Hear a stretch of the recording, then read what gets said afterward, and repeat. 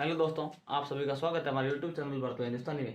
और उम्मीद है आप सभी घर पे होंगे और सुरक्षित होंगे। तो आज जो हम सेंटेंस के बारे में पहले से पढ़ रहे हैं और सेंटेंस के बारे में पढ़े थे। पहला पार्ट था आपके जो अर्थ के आधार पर,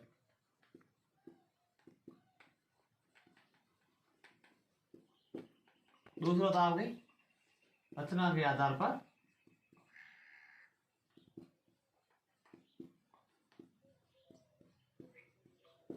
तो अर्थ के आधार पर कितने भेद होते हैं? 5।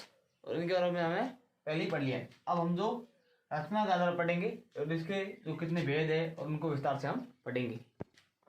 तो आप जो उसमें सेंटेंस जैसे तैयार करते हो तो उसमें क्या छोटे छोटे सेंटेंस आपको दिए होते हैं, तो आप पढ़ लेते हो तो उसमें कोई फर्क नहीं पड़ता है। बस आप 10 सेंटेंस याद कर लिए तो उससे क्या फर्क पड़ता है। इसमें एग्जाम्पल आ जाते हो, याद कर लो। लेकिन ये जो आपको हम करा रहे हैं इसमें आपका बेसिक है तो बहुत मजबूत होगा। और जब आप सेंटेंस क्लियर हो जाएंगे, सेंटेंस के जस्ट बाद आपका क्लॉज आएगा और क्लॉज क्लियर करने के बाद आपको टेंस पढ़ने में दिक्कत नहीं आएगी। तो अब हम पढ़ेंगे रचना के आधार पर। रचना के आधार पर सेंटेंस है जो क्या होता है, कैसे होता है। तो आप देखिए, तो इसमें होता है आपके सेंटेंस का स्ट्रक्चर क्या बनता है, कैसे बनता है। तो सेंटेंस होता है आपके, उसमें होता है सब्जेक्ट प्लस प्रेडिकेट। यानी कि सेंटेंस में क्या होगा, एक सब्जेक्ट होगा और एक प्रेडिकेट होगा, तब वो सेंटेंस बनेगा। तो सब्जेक्ट क्या क्या होता है, उसका कोई उद्देश्य या उसे हम कर्ता कहते हैं, वो होता है सब्जेक्ट। कैसे, कोई भी काम कर रहा है, कौन कर रहा है, तो उसका जो मेन व्यक्ति है जो कोई काम करने वाला है, कोई मुख्य है, वो क्या होता है, सब्जेक्ट। प्रेडिकेट क्या होता है, विधेय। उद्देश्य विधेय आपने हिंदी में पढ़ा होगा। तो विधेय क्या होता है, जो कर्ता के बारे में बताता है, यानी कि कर्ता क्या काम कर रहा है या क्या नहीं कर, जो काम कर रहा है वो किस तरीके से कर रहा है या किस बारे में कर रहा है, कर्ता के बारे में पूर्ण तो बताता है, वो क्या होता है, प्रेडिकेट कहलाता है। तो आपको समझ आ गया होगा उद्देश्य विधेय क्या होता है। सब्जेक्ट और प्रेडिकेट क्या होता है, सब्जेक्ट होता है कर्ता खुद, और जो आप प्रेडिकेट होता है क्या होता है, जो कर्ता के बारे में बताता है। तो अब रचना के अंदर वाक्य कितने प्रकार होते हैं, 4 प्रकार के होते हैं। पहला होता है सिंपल सेंटेंस, जिसे हम कहते हैं साधारण वाक्य। दूसरा होता है आपके कंपाउंड सेंटेंस, जिसे हम कहते हैं संयुक्त वाक्य। तीसरा होता है आपका कॉम्प्लेक्स सेंटेंस, जिसे हम कहते हैं मिश्र वाक्य। और चौथा होता है आपके मिक्स्ड सेंटेंस, जिसे मिश्रित वाक्य कहते हैं। और कई लोग इनको साथ में भी मानते हैं, लेकिन हम यहाँ विस्तार से अलग से अध्ययन करेंगे। तो अब पहला अपने हैं इसमें जो रचना का सिंपल सेंटेंस, इसका जो साधारण वाक्य। अब इसकी क्या डेफिनेशन होती है, तो या तो उसमें एक सब्जेक्ट हो, क्या हो, एक सब्जेक्ट हो और एक प्रेडिकेट हो। तो मैंने आपको बता दिया था पहले, एक सब्जेक्ट हो या एक प्रेडिकेट। प्रेडिकेट क्या होता है, विधेय, और सब्जेक्ट क्या था, उद्देश्य। तो एक ही सब्जेक्ट और एक प्रेडिकेट हो तो कैसा होता है, सिंपल सेंटेंस होता है। दूसरी बात, तो इसका एग्जांपल देख लीजिए बताइए, मानव इज ए गुड मैन। इसमें मानव क्या है, तो ये मानव है आपके, ये क्या है, सब्जेक्ट। तो इसका उद्देश्य है, तो सब्जेक्ट क्या है, उद्देश्य क्या है भाई, मानव। और ये आपका जो इज ए गुड मैन, ये क्या है, ये आपका क्या है, तो प्रेडिकेट, विधेय, जो कर्ता के बारे में बता रहा है भाई, मानव एक अच्छा आदमी है, तो उसके बारे में उसका अच्छा गुण बता रहा है, जो उसके बारे में बता रहा है, मानव के बारे में बता रहा है, तो क्या हो जाएगा, इसका विधेय हो जाएगा, प्रेडिकेट हो जाएगा। दूसरा इसमें कह रहा है एक सब्जेक्ट प्लस एक फाइनाइट वर्ब। अब आपको ये पता है सब्जेक्ट तो सबको बताता है कि उद्देश्य हो या कर्ता का हो, लेकिन फाइनाइट वर्ब क्या होती है, दिक्कत हो जाती है, क्योंकि बहुत कम लोगों को पता होता है। तो ध्यान रखिए, फाइनाइट वर्ब क्या होती है, ऐसी सब जो होती है क्रिया, जो वर्ब होती है वो सब्जेक्ट के जो आपका कर्ता होता है वचन, तो उसका एक वचन या बहुवचन होता है जो भी उसके अनुसार वह। दूसरी आपकी होती है पुरुष, जो भी आपका प्रथम पुरुष, तृतीय पुरुष, मध्यम पुरुष, उत्तम पुरुष, जो भी फर्स्ट पर्सन, सेकंड पर्सन और थर्ड पर्सन, और एक वचन द्विवचन, उनके अनुसार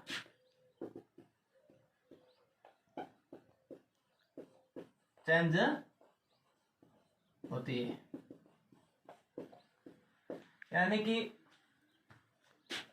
ऐसी जो आपके वर्ब है, ऐसी क्रिया है जो सब्जेक्ट के वचन और पुरुष यानी कि नंबर्स और पर्सन के अनुसार चेंज होती है, वो क्या होती है आपके फाइनाइट वर्ब कहलाती है। ये बोले आप ऐसे याद रख सकते हो, फाइनाइट वर्ब, ये आप याद रख सकते हो। अब एग्जांपल देख लीजिए, ही रीड्स ए बुक, यानी कि वह पुस्तक पढ़ता है, एक किताब पढ़ता है। दे रीड ए बुक, तो वे क्या कर रहे हैं, किताबें पढ़ते हैं। तो यहां देखिए सेम है, ये सब्जेक्ट क्या है, ही, एक वचन, अकेला था, एक वचन, तो इसका यहां पर दे क्या हो गया, बहुवचन। तो दोनों में किताबें पढ़ना काम है, काम सेम है, बस इनकी जो क्या है कि ही था वो एक वचन था और यहाँ था ये जो दे है वो वचन है, इनके वचन के अनुसार ये सब्जेक्ट चेंज हो गई। तो ये क्या है, रीड की जगह है, यहाँ क्या हो गया, रीड हो गया। अब ये था आपका सब्जेक्ट, ये पूरा था इसका प्रेडिकेट, तो ये क्या हो जाएगी आपकी, ये दोनों हो जाएगा आपके फाइनाइट वर्ब। क्यों हो गई, यहां देखिए एक वचन था तो रीड था और वो वचन आते क्या हो गया, रीड हो गया, तो यहां पर ये बदल गया, तो सब्जेक्ट के वचन के अनुसार बदल गया। अब देखिए यदि यहाँ फर्स्ट पर्सन के अनुसार होता तो या सेकंड पर्सन थर्ड पर्सन में तो भी बदल सकता। दे आर प्लेइंग, इसमें आपके उस तरीके से एक सब्जेक्ट है और प्रेडिकेट। अब इसने कहा है एक प्रिंसिपल क्लॉज हो, प्रिंसिपल क्लॉज यानी कि प्रधान उपवाक्य। प्रिंसिपल क्लॉज का अर्थ क्या है, प्रधान उपवाक्य। उपवाक्य क्या होता है, क्लॉज, जिसके बारे में हम जस्ट सेंटेंस के बाद अध्ययन करेंगे, इसी का टॉपिक है, इसके अंदर आता है। तो वाक्य में बाद आता है उपवाक्य, तो प्रधान उपवाक्य प्रिंसिपल क्लॉज में आपको डेफिनेटली तो नॉर्मल बता देता हूं कि ऐसा उपवाक्य जो किसी पर आश्रित नहीं हो, यानी कि अपने अर्थ के लिए स्वतंत्र होता है। जैसे दे आर प्लेइंग, वे खेल रहे हैं, तो ये किसी पर आश्रित है नहीं। तो राम अच्छा लड़का है,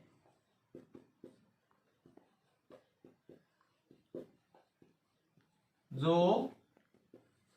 श्याम का भाई है।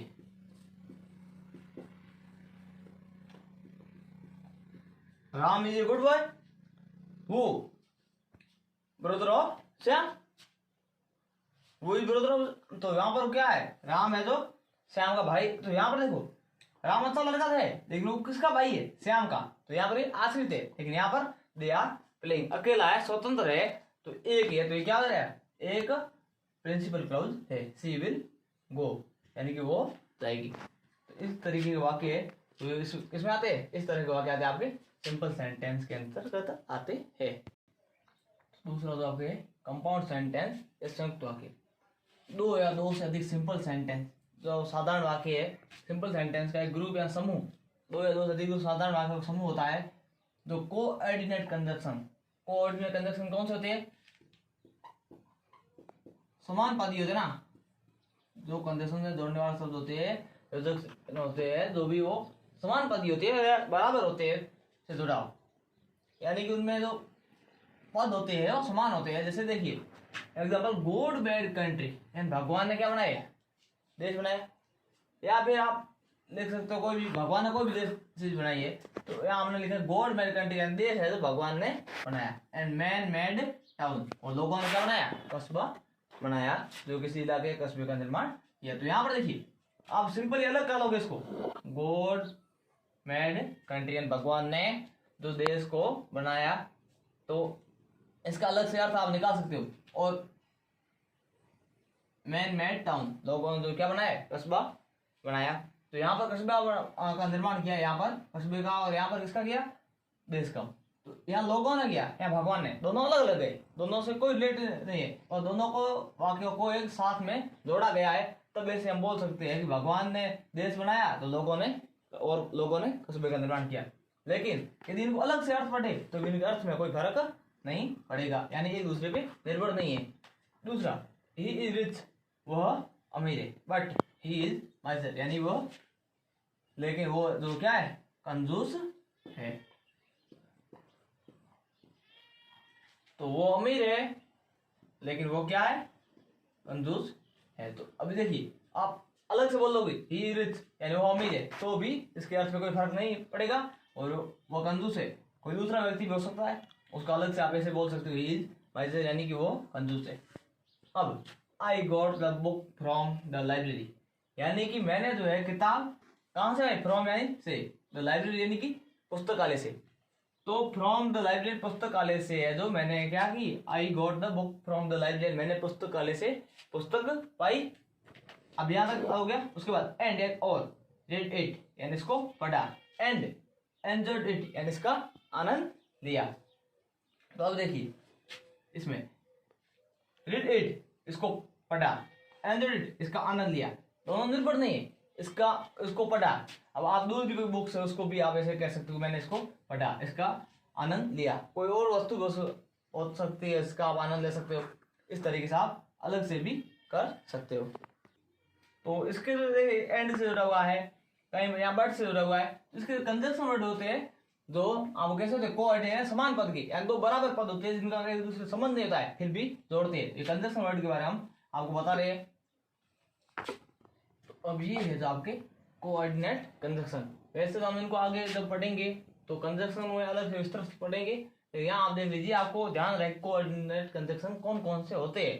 तो एक होता है आपके एंड का प्रयोग हो, या बट, उसके बाद एज, वेल एज यानी एज वेल एज, साथ में आपके कोई का प्रयोग हो रहा है, या फिर स्टिल, येट, सो, बोथ है। बीच में जो आपको ये दिख रहा है ब्रैकेट टाइप, इसका मतलब क्या होता है कि एक जगह बोथ आएगा सेंटेंस में, दूसरी जगह एंड आएगा, और बीच में कोई भी आपके लिखा हुआ होगा। एदर और, इसमें भी इसी तरीके से पहले एदर आएगा, फिर कोई सेंटेंस का कोई 2-3 में वर्ड लिखे होंगे, उसके बाद और आएगा। उसके बाद नेदर नॉर, सेम इसी तरीके से। फिर नॉट ओनली बट आल्सो,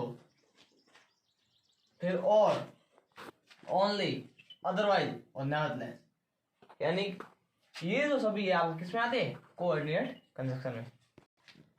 यदि आपको हमारा वीडियो अच्छा लगता है तो आप उसको लाइक, शेयर और कमेंट करें। चैनल को है तो आप सब्सक्राइब करें।